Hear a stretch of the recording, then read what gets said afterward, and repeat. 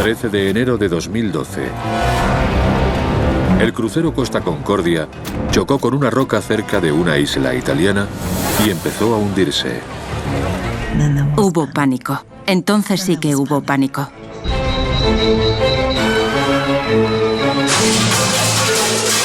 Salgan por la otra puerta, por favor.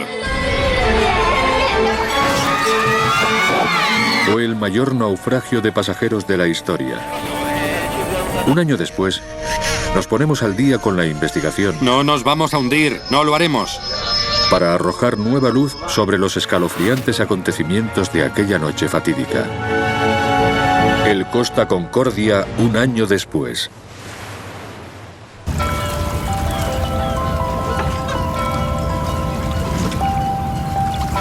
Ha pasado un año desde que el Costa Concordia se hundió en los arrecifes de la isla italiana de Giglio.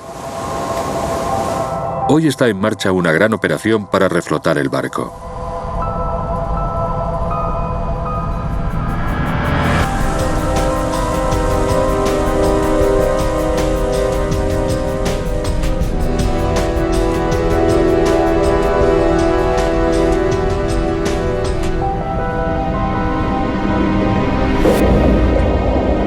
Costará unos 400 millones de dólares y es la operación de salvamento más cara y complicada que se ha intentado jamás.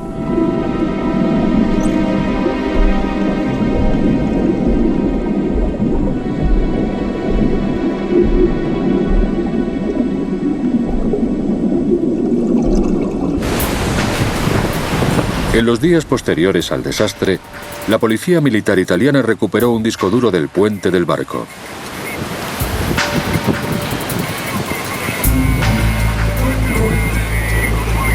Esta grabadora de datos de travesía registró la dirección y velocidad del barco, la programación del instrumental y, sobre todo, efectuó grabaciones de audio de las órdenes de los oficiales del puente.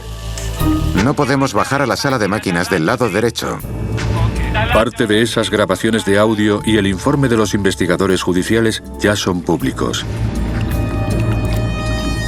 Aún no tenemos una visión completa de lo que pasó, pero esta información nos permite narrar la historia más exhaustiva del desastre hasta la fecha.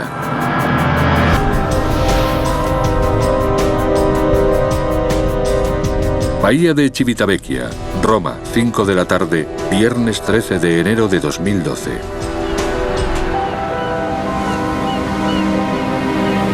El Costa Concordia iba a zarpar en 2 horas. Va a realizar un tour por el Mediterráneo occidental. Por la noche navegaría desde Civitavecchia, por delante de la pequeña isla de Giglio, hasta Savona, en el norte de Italia. Pasábamos entre Giglio y la península todas las semanas, porque está por el camino. Para ir de Civitavecchia a Savona tienes que pasar por Giglio. Casi 700 nuevos pasajeros iban a embarcar en el crucero esa tarde. Ian y Janis Donoff, en su luna de miel, ya estaban a bordo. Parecía Las Vegas flotante. Sí, exacto. Era como rococó a gogó. Era increíble, de verdad, increíble. El lujo, el número de bares. Había sauna, gimnasio, peluquero. Y todo el té que pudieras beber. El Costa Concordia era uno de los mayores cruceros de Europa. Tenía 3 piscinas, 5 restaurantes, 13 bares, un casino, un salón de baile, un teatro y 1.500 camarotes. L'occasione era quella di regalare a mia moglie. Quise regalar a mi mujer unas vacaciones inolvidables por su cumpleaños. Y puedo decir que fueron realmente inolvidables. Era un barco impresionante. Precioso, precioso. Para cuidar de los 3.200 pasajeros había una tripulación multinacional de 1.000 personas. Al mando estaban los oficiales italianos, dirigidos por el capitán Francesco Schettino, de 51 años. Demos todos un fuerte aplauso a nuestro capitán, Francesco Schettino. Llevaba 6 años capitaneando cruceros.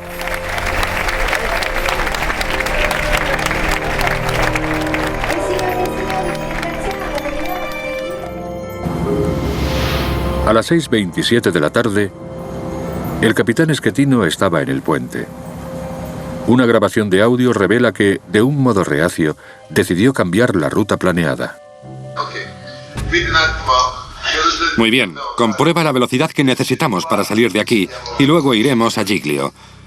Vamos y saludamos a Giglio. Sí, está a 50 kilómetros. Tenemos que pasar por la maldita Giglio. Iba a desviar el barco hacia Giglio para saludar a la isla.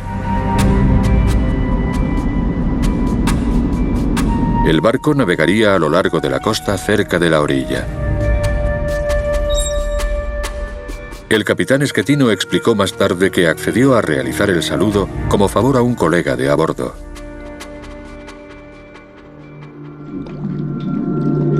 Tras el desastre, la policía militar italiana recuperó la carta que empleó la tripulación para planear la ruta.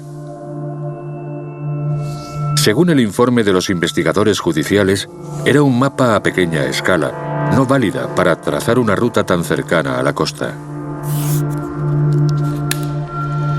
Aquí tenemos una copia del mapa que usaron a bordo del Costa Concordia. Como ven, no muestra un alto grado de detalle.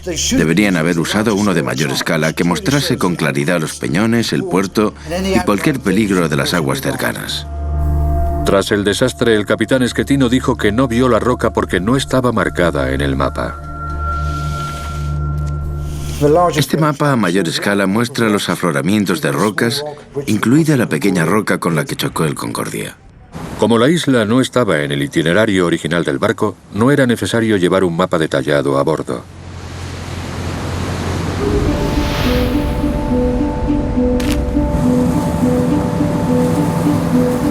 El Costa Concordia salió de la bahía y viró hacia Savona.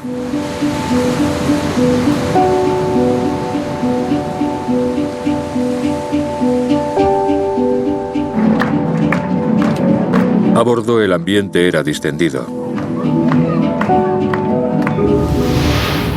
9:04 de la noche. El informe judicial indica que el piloto automático giró el barco hacia la isla de Giglio.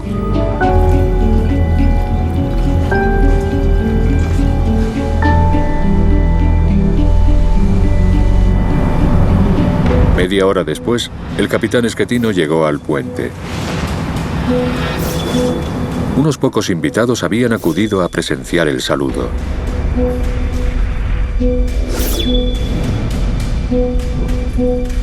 Entre la tripulación del barco se encontraba el timonel, que estaba de guardia de vigía. Y un primer oficial estaba al mando en ese momento. Un ejecutivo de la naviera, Manrico Gianpetroni, era uno de los invitados.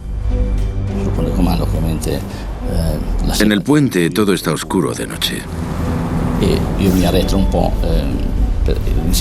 Me mantuve en silencio y en segundo plano, observando lo que hacían los oficiales para acercar el barco a Giglio. Los registros muestran que el Costa Concordia se encontraba a 7,5 kilómetros de Giglio y se dirigía hacia la isla. Navegaba con el piloto automático, que estaba programado para virar el buque antes de llegar a la isla y mantenerlo alejado a 1 kilómetro de la costa.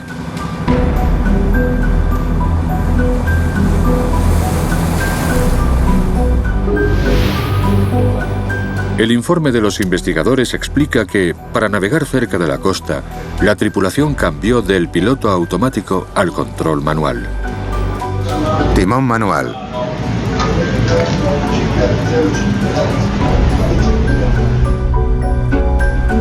El timonel dejó su puesto de vigía y se puso al timón.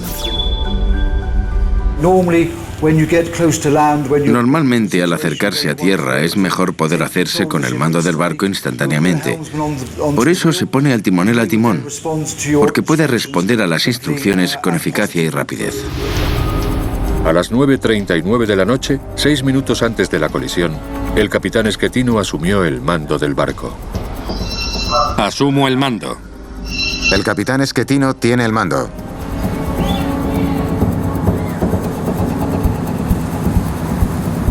El barco ya estaba a 2,5 kilómetros de Giglio.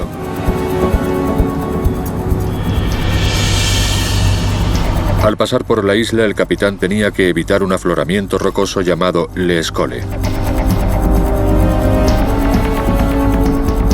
Los datos de GPS del barco revelan que viró a la derecha de modo muy gradual.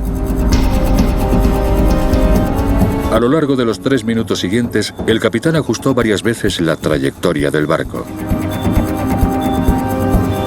Las grabaciones del puente revelan que el timonel indonesio no siempre comprendía las órdenes del capitán. 340. 350. 350, de lo contrario encallaremos en las rocas. La tripulación parecía inconsciente de lo cerca que estaba del peligro. A las 9:44 de la noche, un minuto antes del impacto, el barco estaba a 450 metros de las rocas de Le Escole. La pequeña roca más cercana al barco estaba demasiado por debajo del agua y no aparecía en la pantalla del radar. Nadie notó el peligro durante 20 segundos. Cuando el capitán vio la roca, intentó alejarse de inmediato. Esta es la grabación real del puente de lo que sucedió a continuación. Todo a estribor. Todo a estribor. Al girar bruscamente a la derecha, evitaron que la proa rozase el arrecife. Pero la proa del barco se dirigió hacia él. Schettino ordenó que enderezasen el timón. Centrado. Centrado. Y luego girasen a la izquierda. 20 a babor. 20 a babor. Pero la grabadora de datos de travesía indica que el timonel tardó casi 13 segundos en responder a esa segunda orden. Todo a babor. Todo a babor. La maniobra debería haber alejado la proa de las rocas, pero era demasiado tarde. Cuando siamo quasi vicini all'isola, mi sono accostato sulla... Cuando estábamos muy cerca de la isla, me acerqué al lado izquierdo del barco para ver mejor el panorama. E mi sono accorto che la nave era evidentemente... Me di cuenta de que estábamos al lado de la roca. Il mio collega che era lì vicino, Así que le dije a mi compañero que nos habíamos acercado demasiado.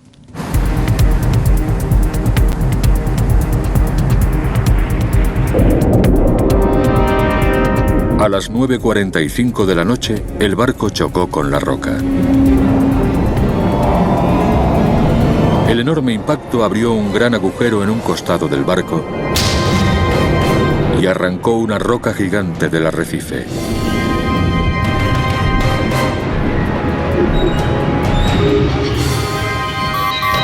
Segundos después, sonaron las alarmas del timón, las bombas y el motor principal. Estaba a punto de comenzar la pesadilla para los pasajeros y la tripulación. Un año después de la tragedia, el Costa Concordia sigue varado en la isla de Giglio. Los tribunales aún no se han pronunciado sobre la posible negligencia, pero la información de la investigación en curso nos proporciona una visión de los sucesos de esa noche. Tras chocar con la roca, el Costa Concordia flotó durante 1 hora antes de hundirse. Durante ese periodo no se lanzó ningún bote salvavidas. Una pregunta clave para los investigadores es por qué se tardó tanto en abandonar el barco. Salgan por la otra puerta, por favor.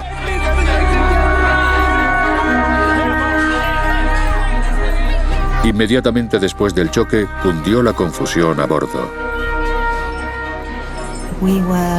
Estábamos en el teatro viendo un espectáculo de magia. Hubo un gran estruendo. Y como dice mi marido, el mago desapareció. Salió corriendo y no formaba parte de su actuación. La gente empezó a salir del teatro a toda prisa. En el puente, la tripulación no podía creer lo que estaba pasando.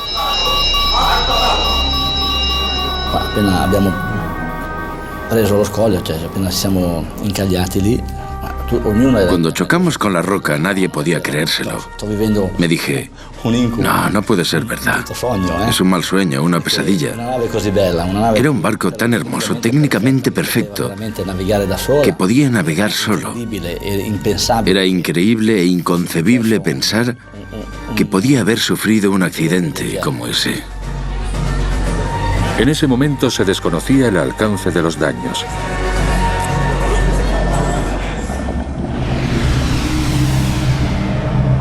Cuando el Costa Concordia chocó, la roca actuó como un pelador de patatas y arrancó capas de metal del casco.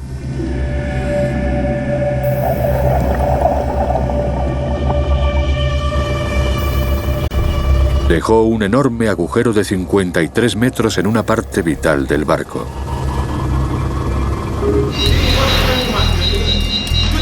Cerrad las puertas estancas de la sala de máquinas. 9:46 de la noche. Inmediatamente después de que el Costa Concordia chocase con la roca, los investigadores estiman que 2.200 toneladas de agua inundaron la sala de máquinas. En pocos segundos, los motores eléctricos con los que funcionaba el barco se apagaron.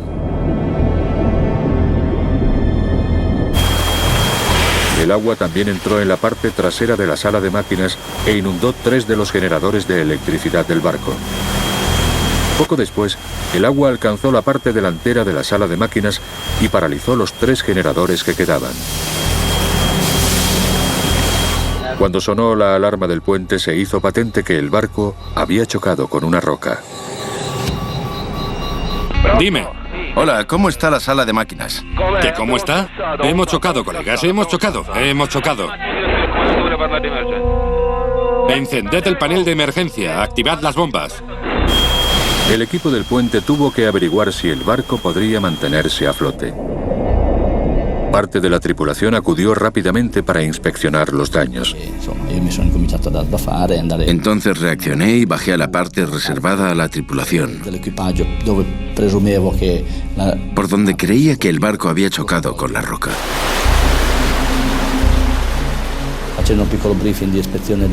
Fuimos a inspeccionarlo con rapidez y en cuanto abrimos la puerta vimos que el agua estaba inundando la sala de máquinas.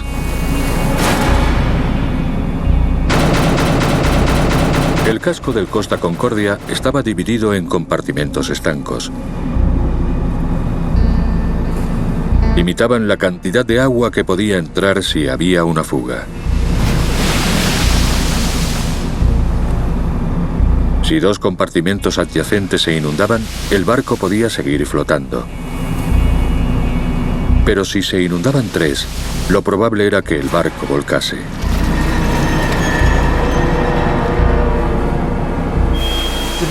Los ingenieros examinaron los daños cuando vieron por dónde empezaba a entrar agua. Luego intentaron evaluar el alcance de los daños, de proa a popa, qué compartimentos seguían secos, cuáles estaban inundados, y transmitieron esa información al puente. El agua estaba inundando 3 compartimentos adyacentes del Concordia. Pero el informe de los investigadores indica que los oficiales del puente tardaron un rato en reconocer el pleno alcance de la inundación. No estaban asustados, pero sí muy preocupados, porque todavía no se habían dado cuenta de lo que estaba pasando. Al mismo tiempo había habido un apagón en el barco, porque la cantidad de agua que estaba inundando el barco había apagado los motores instantáneamente. ¡Activad las bombas! 4 minutos y medio después del impacto, el capitán Schettino habló con el ingeniero jefe. ¡Activad las bombas! ¿Ha entrado agua? Sí, por el lado de estribor. Voy a ir a verlo.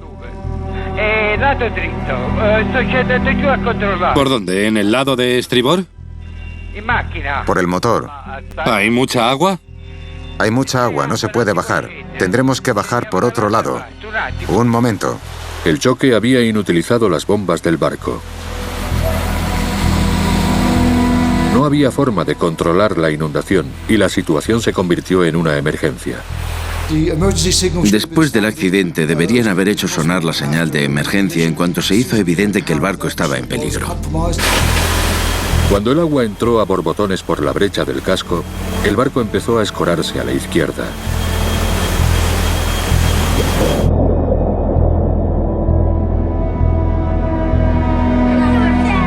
Muchos pasajeros sospecharon que pasaba algo muy grave. Pero los mensajes del barco eran tranquilizadores. Debido a un fallo eléctrico que ya está bajo control, estamos sufriendo un apagón. Nuestros técnicos están trabajando para resolver la situación. El mensaje decía que no nos preocupásemos, que no cundiera el pánico, que era un fallo de los generadores, un fallo eléctrico y que lo estaban arreglando. La gente empezó a marcharse, pero yo le dije a mi marido que ya volverían, que nosotros nos podíamos quedar y coger asientos mejores. En retrospectiva parece una locura, pero eso fue lo que hicimos. Estábamos bien y en ese momento todo marchaba bien. La situación está bajo control. Ha habido un pequeño inconveniente con el sistema eléctrico del barco.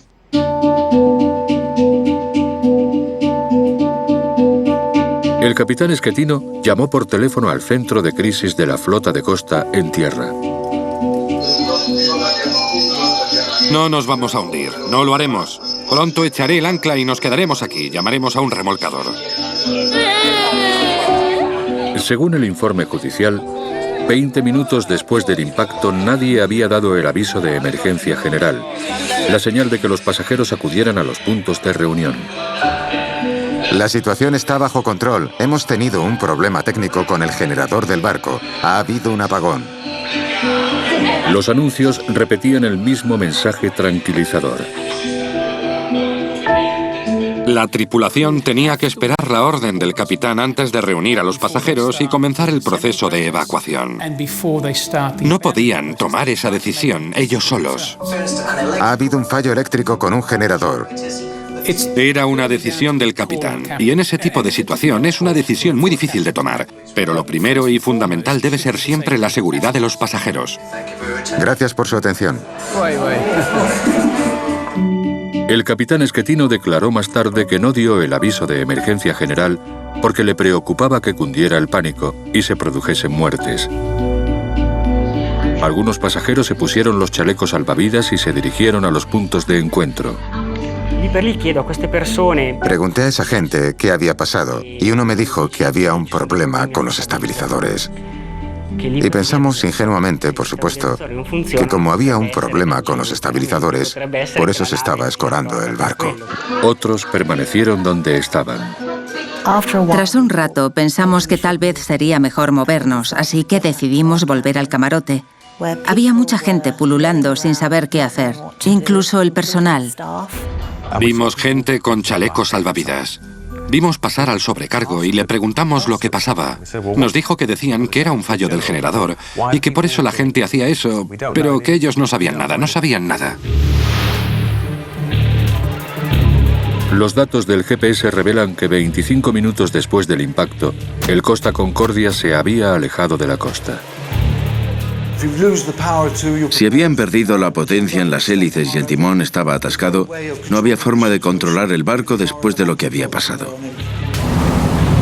Si el barco volcaba allí, en aguas frías y profundas, sería una catástrofe.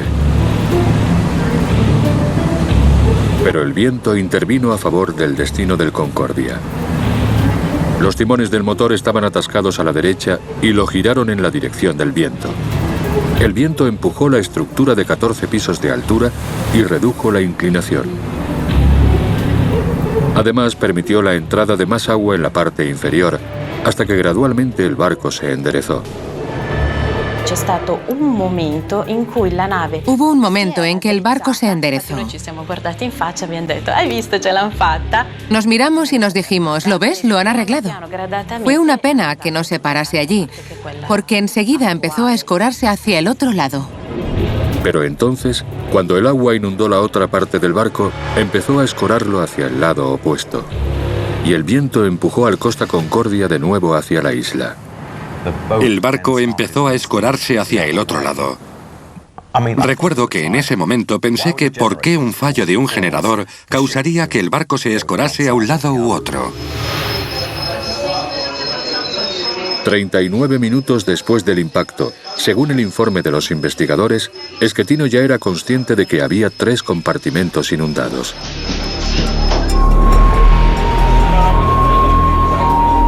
Atención, por favor, la situación está bajo control. Por favor, conserven la calma.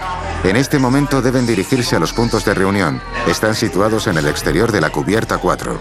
A las 10:33 de la noche, la tripulación hizo sonar la alarma de emergencia general. Pero las 700 personas que habían embarcado en Civitavecchia unas horas antes aún no habían realizado el simulacro de evacuación. Las normas indican que se debe realizar en las 24 horas posteriores al embarque, y no estaba programado hasta el día siguiente. Como no habían realizado aún el simulacro de evacuación, no sabían qué significaba ese proceso. No sabían ni que la alarma significaba que tenían que comenzar el proceso. Y tampoco sabrían dónde estaba su punto de encuentro. En los puntos de reunión nadie sabía qué hacer. Todo el mundo daba vueltas esperando instrucciones. A las 10:44 de la noche, el Costa Concordia rozó el lecho marino por segunda vez.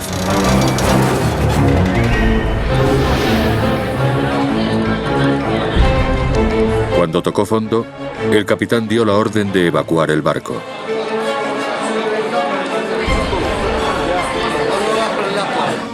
Entonces hubo pánico. Entonces sí que hubo pánico. Los 4.200 pasajeros y tripulantes que iban a bordo iniciaron una batalla a contrarreloj. El barco estaba volcando lentamente.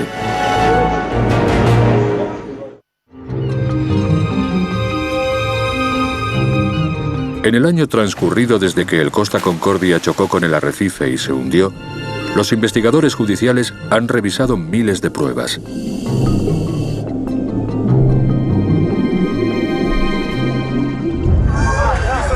Gracias a los descubrimientos publicados, podemos atisbar el horror de la última fase del desastre. Cuando los pasajeros huyeron del barco, la evacuación se tornó en tragedia. 10:58 de la noche, 1 hora y 13 minutos después del impacto.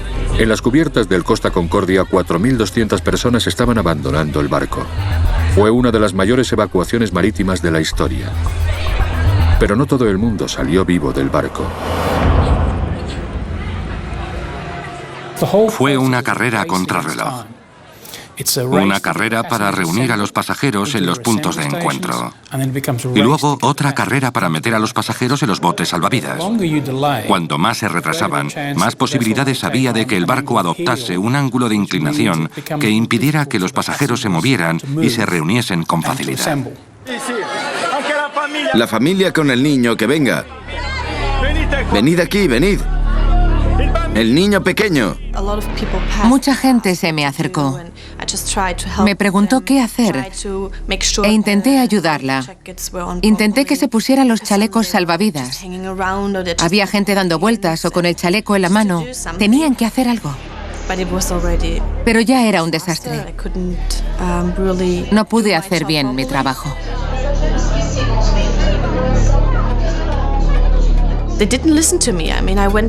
No me hacían caso. Les dije que tenían que hacer cola y conservar la calma. Pero la situación ya estaba tan descontrolada que no me hacían caso. Es difícil saber por qué no empezó antes el proceso de evacuación. Es difícil arriar los botes salvavidas cuando el barco todavía se está moviendo. A lo mejor el capitán decidió varar el barco. Y por eso no era apropiado arriar los botes, pero cuesta saberlo. El barco estaba escorado 20 grados a la derecha. La tripulación de ese lado comenzó a arriar los botes salvavidas. En la mayoría cabían unos 150 pasajeros. Todos los botes de este lado se arriaron. En el lado izquierdo la historia fue distinta.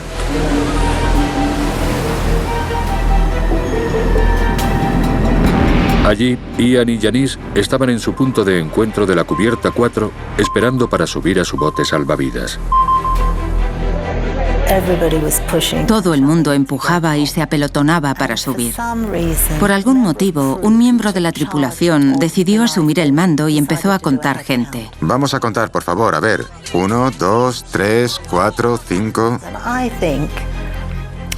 Creo que perdimos 15 o 20 minutos en ese proceso. Así que cuando decidieron arriar el bote, ya no pudieron hacerlo. Intentaron alejar el bote salvavidas del barco para arriarlo, pero no fue posible, porque estaba atascado en el costado del barco y la gente casi se caía de los botes salvavidas. Luego no se oyeron más que gritos. Gritos, gritos y gritos. Todo el mundo gritaba.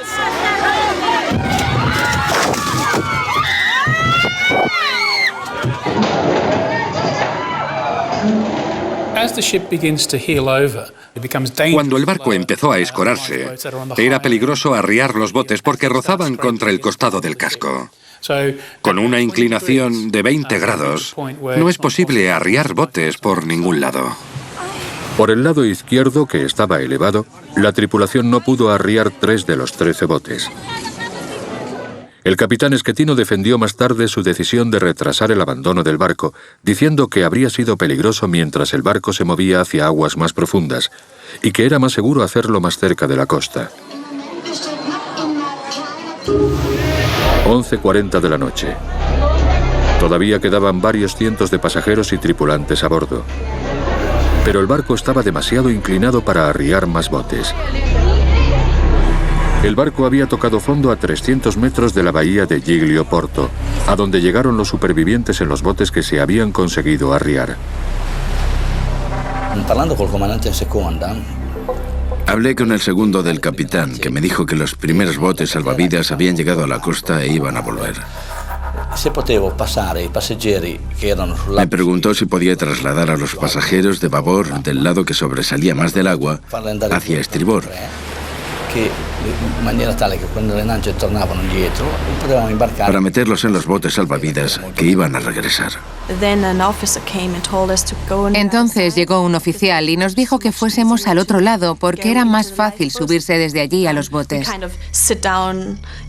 Nos sentamos y bajamos deslizándonos porque entonces ya no se podía caminar.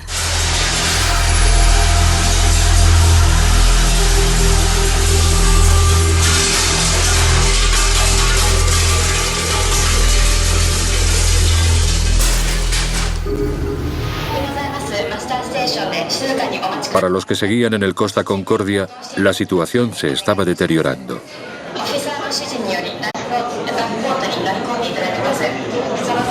18 minutos después de medianoche, la Guardia Costera informó de que el barco estaba a punto de volcar. Nos salimos al bote. La cubierta ya estaba en un ángulo así. Así que nos salíamos del bote y nos caíamos por la pared de ese lado. Saqué las manos para no chocar contra la pared y me rompí un dedo.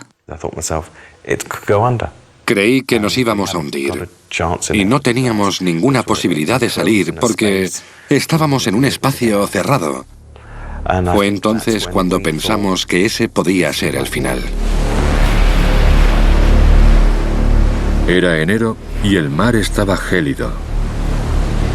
En la parte baja del lado derecho del barco a los pasajeros solo les quedó una opción.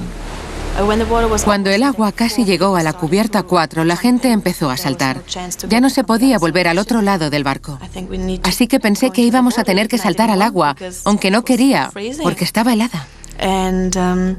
Pero nos metimos en el agua, por encima de la barandilla. Intenté alejarme del barco. Empujé con los pies para alejarme, porque ya había cosas que caían desde el barco. Se me acercó un bote salvavidas y le grité que por favor no me dejase, que me sacase de allí. Stephanie Schaefer se vio obligada a saltar desde la proa del barco. Los oficiales del barco, incluido Schettino, estaban en la parte central del barco, en el mismo lado. Unos 20 minutos después, el capitán de la Guardia Costera, Gregorio Di Falco, llamó al teléfono móvil de Schettino. El capitán del Concordia estaba en un bote salvavidas. Schettino, escúchame. Hay gente atrapada a bordo. Tienes que volver. Tienes que ir con tu bote salvavidas debajo de la popa del barco. Allí hay una escalerilla. Trepa por la escalerilla. Sube a bordo y dime cuánta gente queda en el barco. Bajo la ley marítima italiana, el capitán debe ser la última persona que abandona el barco. Ya hemos abandonado el barco. ¿Has abandonado el barco con 100 personas a bordo? No abandoné el barco. El barco se escoró a un lado y salí catapultado hacia el agua. Schettino explicó luego que había resbalado y caído a un bote salvavidas. Estuvo a punto de que le aplastase el barco y se vio obligado a alejarse. De lo contrario, habría muerto. Cuando los supervivientes llegaron a la costa de la isla, los vecinos les abrieron sus casas. El pasajero Paolo Rona se unió a los rescatadores de los barcos que acudieron a ayudar. Decidimos inspeccionar la posición más crítica. El lado escorado hacia el agua, donde vimos linternas de chalecos salvavidas, y comenzamos la misión. La primera misión fue en el barco, con 2 buceadores que saltaron al agua y lucharon por romper la ventana, que tenía un cristal triple. Una vez que lograron abrir un agujero en la ventana, pudieron entrar dentro. Nos pasaron a esas personas y las subimos a bordo. Y allí encontramos otra persona fallecida. La mayoría de pasajeros que murieron esa noche se ahogaron cuando el agua inundó los pasillos del barco. Otros fallecieron de hipotermia en el gélido mar. Para la mayoría de los 400 pasajeros que quedaban a bordo, ya solo quedaba una escapatoria. Alguien lanzó una escalerilla desde el nivel superior del barco que rodeaba toda la curva del casco hasta abajo. Y empezaron a subir guardias costeros italianos, pidiendo a la gente que bajase con cuidado. Fue como una serpiente de seres humanos bajando muy lentamente en la oscuridad.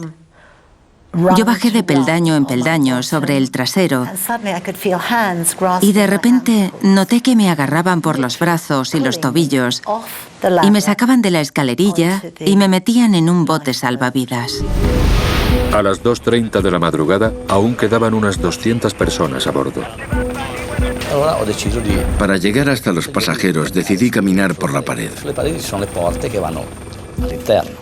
que tenía puertas hacia adentro, pero la tercera o la cuarta puerta se abría hacia afuera, como si fuera una trampa. Así que desaparecí dentro. Caí de la cubierta 4 a la 3 y aparecí abajo en el restaurante. Poco antes de las 5 de la mañana, la evacuación masiva ya casi se había completado. Solo quedaban 3 personas vivas en el barco. Una de ellas era Manrico. Me miré bien y vi que tenía una pierna rota. Fue dramático. Si no hubiera tenido la pierna rota, habría podido salir de allí yo solo. Al amanecer, la escena era devastadora. 30 personas habían muerto en el accidente y 2 más habían desaparecido.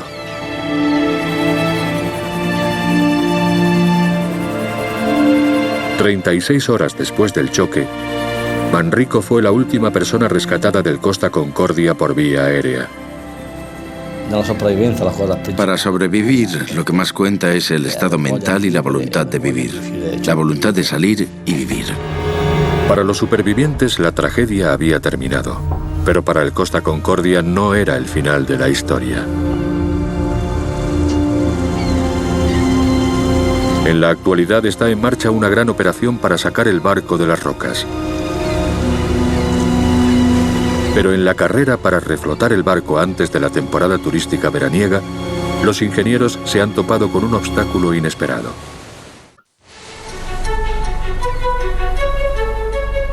Un año después, el Costa Concordia sigue encallado donde tocó fondo.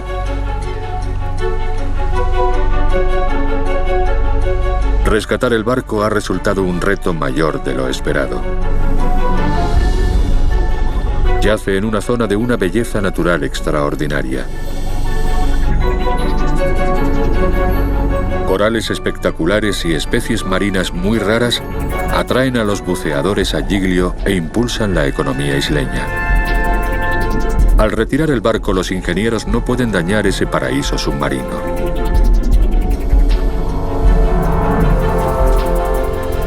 Es un reto formidable para el jefe de proyecto del equipo de rescate. Nadie habría escogido este lugar para este tipo de proyecto porque es un lugar difícil. Hay que perforar en el granito. Las laderas están inclinadas y hay que conservar el paraje. Es un paraje natural.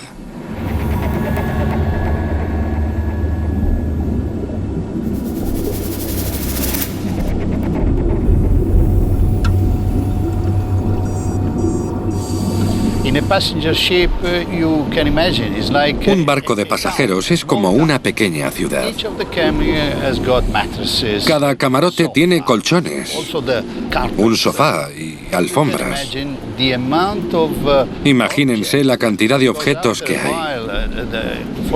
Y tras una temporada en el agua, todos esos objetos se convierten en contaminación y se produce una diseminación masiva por todo el mar. Para reducir el peligro de contaminación, Giroto planea reflotar el barco de una sola pieza, manteniendo dentro todos los objetos que quedan. Pero costará unos 400 millones de dólares. Es la operación de salvamento más cara de la historia. Para elevar el barco de una sola pieza, los ingenieros tienen que instalar 24 enormes cadenas para impedir que resbale por el arrecife. Luego rellenarán el hueco con 20.000 toneladas de bolsas de cemento. Después, construirán una plataforma gigante sobre la que descansará el barco. Conectarán 15 grandes tanques de acero al casco y tenderán cables desde la plataforma submarina hasta unos potentes gatos soldados a los tanques. A lo largo de 2 días, los gatos elevarán lentamente el barco hasta enderezarlo sobre la plataforma. Luego conectarán más tanques al casco. Los llenarán de aire y reflotarán el barco.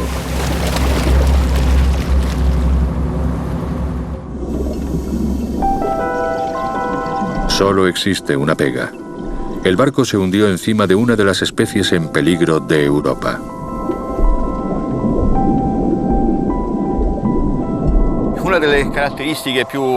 Uno de los rasgos más importantes de la zona es que es el hogar del pina, un mejillón gigante.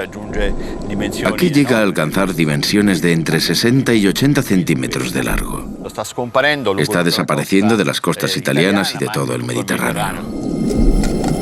Para retirar el barco, primero tienen que rescatar a los mejillones.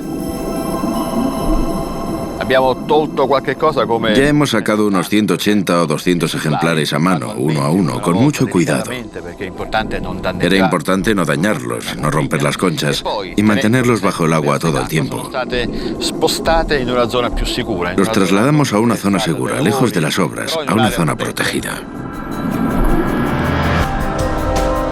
Ahora el equipo de rescate puede empezar a construir la infraestructura que necesita para reflotar el barco. La operación durará más de un año. El espíritu del proyecto es que cuando acabemos nos tendremos que llevar todo lo que hayamos necesitado. El objetivo es que la zona quede tal y como estaba antes del accidente. Cuando se haya reflotado, el Costa Concordia será desguazado. El objetivo de la operación de salvamento es eliminar todo rastro del barco, pero el legado de la tragedia perdurará. Ahora los cruceros realizan simulacros de emergencia antes de salir del puerto. Y las autoridades italianas han prohibido los saludos cerca de la costa.